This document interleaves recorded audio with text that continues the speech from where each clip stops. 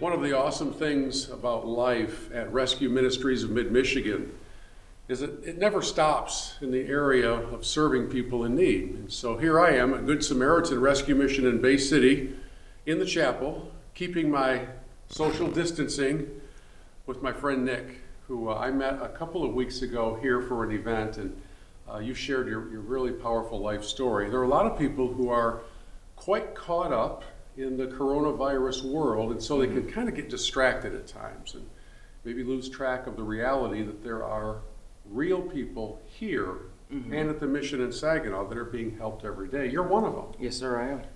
Can you fill in the blanks? When did you come here? I got here, it was December 14th of 2019. I've been here. Over a little bit over 3 months. And if I remember right, the circumstances that led to you needing a place to stay were really quite unusual. Yes, sir, it was. Yes, What sir. happened? I was just living a normal life, and I was working at a company called Enbridge at the time. And my mother fell down with fell illness with a disease called Alzheimer's. So you were back here to care for Mom. For mother, and then I was in a car accident with family going camping. A truck pulled out in front of us at a two-way stop sign, a country road, and we were doing 50 miles an hour, and the truck, older lady was in a dually, and they had a horse trailer and pulled out in front of us, and we hit her. And just going a mile down the road, I wasn't thinking about a seatbelt at the time, being in the back seat, and I had all the goodies, food and stuff in my lap, and I tried to brace myself and got injured severely bad. Yeah, what all happened? Because if I remember right, your list of injuries is sort of like a long grocery list. Yeah, yes, it is. L5, I have hairline fractures in the L5. I ruptured my disc, L4. It was a herniated disc, and it ruptured. And so I'm going through physical therapy. I'm on pain medications. Cannot go back to work right now under doctor's care. So the thing is helping my mother. Now she went to nursing home. She did pass. But the bills, it was everything. I was just a normal, blue collar kind of person working, making it, as like normal people do, making good money with the injuries and just surviving and trying to pay bills of my own. And the vehicle I was in, I did not know that my cousin's girlfriend didn't have insurance at the time. So it takes, I don't know, no fault. We have to go after that person to pay. So I was paying out my own pocket prescriptions. The money I saved. How many surgeries did you have? I've had 2 so far right now. And you've got more coming. I got more coming April 22nd. So as we sit here talking today, are you in pain? Does something hurt? Yeah, I hurt every day. If I twist the wrong way, if I bend the wrong way, it can send pain, numbness down my legs, or sharp pains at the top of my feet. So, and being in Enbridge, it's an oil company, more or less you could say, pipeline. It's labor work. And it's hard to, I guess. It's not a desk job. It's out doing some heavy lifting. Yes. Well, when all those things start to happen, and your money dwindles down, and you lose wherever it is you were living, what is the feeling like?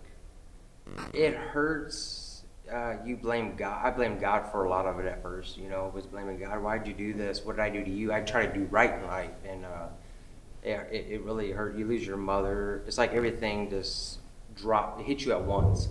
So you have all the stress on you now. What am I gonna do? Where am I gonna go? And luckily, my friends told me about Bay City, shelter. I'm like, I don't want to go to a shelter. And you're thinking in your mind. You've never been to one. No. And you're thinking in your mind, what you see on TV, drugs. You're gonna be on a mat on the floor.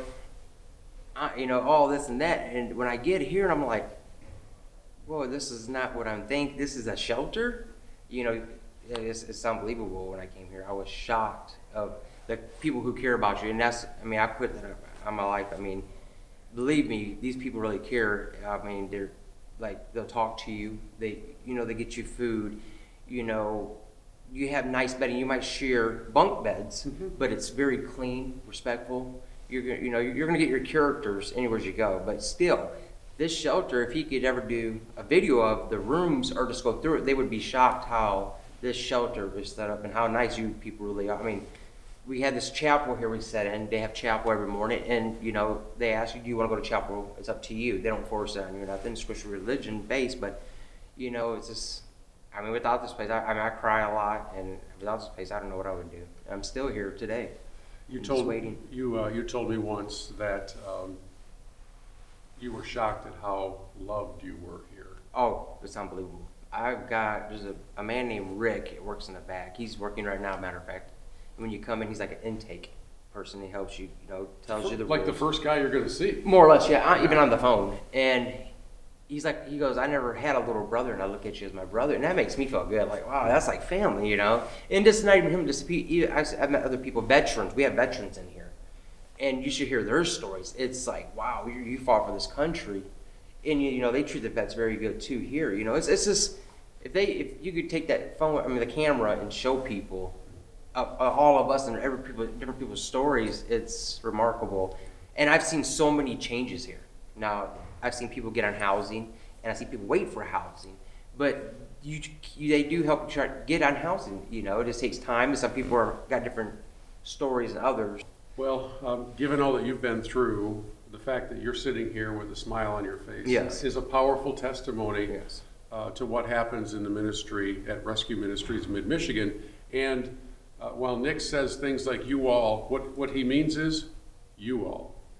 It is those of you who support the ministry who help directly impact lives in the ways that Nick's been describing. And so on behalf of this guy and so many others who Yes. are here, and I can't take the camera down the hallways because it's the era of coronavirus and we can't do that right now, but on behalf of him and all of those people, thank you for what you're doing to help those who need a helping hand up. Whether it's in the era of a virus or a year from now, this ministry takes place every single day. Thanks, man. Yes, Appreciate you sir. sharing. And thank you all, too. I'd shake his hand, but you know the rules. Yes, sir.